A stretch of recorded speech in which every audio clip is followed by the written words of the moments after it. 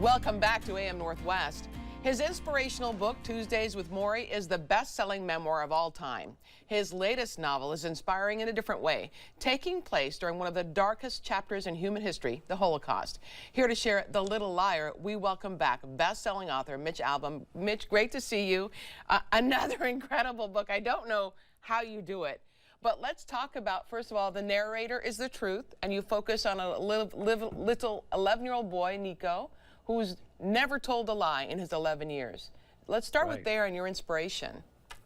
Well, yeah, so this 11-year-old boy lives in a town in Greece, never told a lie in his life, and when the Nazis invade, they find out about him and they decide they're going to use him. They take him away from his family and they say, you can go back to your family. All you have to do is a little favor for us. Stand on the train tracks and tell the people who are getting on the trains that everything's fine. There's going to be jobs for them and nice new homes, and they'll believe you because you never told a lie. So he does this thinking, well, he's fine. He's not doing anything wrong. And then on the last day in the last train, he sees his own family being shoved into a boxcar, and he finds out that everyone's being sent to concentration camps to die. And he realizes that he's been lying. And from that point forward, he loses the ability to speak the truth because he's so traumatized by this. And it follows him over the course of the next 40 years as he tries to seek forgiveness for what he's done, as his family tries to find him, and as a little girl who loved him as a little girl and then grows into a woman, searches the world to discover where he is, to let him know that, you know, whatever is haunting him, it wasn't his fault.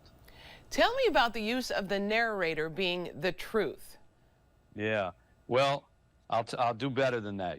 Okay. This is how the book starts. You can trust the story you're about to hear. You can trust it because I am telling it to you, and I am the only thing in this world you can trust. I am the shadow you cannot outrun, the mirror that holds your final reflection. I am truth. And this is a story about a boy who tried to break me. Now, wouldn't you want to read a book that begins that way? Oh, well, yeah. First of all, it's a great book. It's really great. But I feel, and I'm so touched by it, I feel like right now, in the time we're living in, the wars that are going on, what's going on in this country, that the truth is really what's needed. Exactly. And that's one of the reasons I'm glad it's coming out now. I wasn't prescient. I started it 2 years ago. I didn't know what was going to be going on in the world. But the truth is, what happened during that period of time, the Nazis didn't thrive because they had bigger guns. They thrived because they had bigger lies. Right. And people fell for them, and their own country fell for it, and they blamed other people, and they were able to rise on blaming other people with lies. And we live in a time right now where there's a lot of blame and there's a lot of lies. Yes. And people are kind of choosing their own truths and saying, I'm not going to listen to anything else. This is the truth. That's dangerous, and I think that this is a book that hopefully warns people about what can happen if that gets taken too far. Tell me about your choosing Nico, the little Greek boy, because I understand you have a love of Greece. I lived there when I got out of college. Believe it or not, I was a musician and a singer in a nightclub on an island of Crete. Hold on, yeah. hold on. Yeah, oh Here my gosh. we go. Where'd you get that photo? Oh no. This little tidbit shocked me, and I'm not sure why, but you were a singer in Greece. I mean, as you said, you lived there, but it's like comes out of the blue for me. But this is fascinating about you. Before I was a writer, I only just wanted to be a musician and a piano player, and that was part of it, and that collar alone is terrible. But I fell in love with Greece and the Greek people, and a lot of people don't know that the Nazis invaded Greece. They don't even realize that. Or that Salonika, where the city takes place, was actually the only majority Jewish city in all of Europe.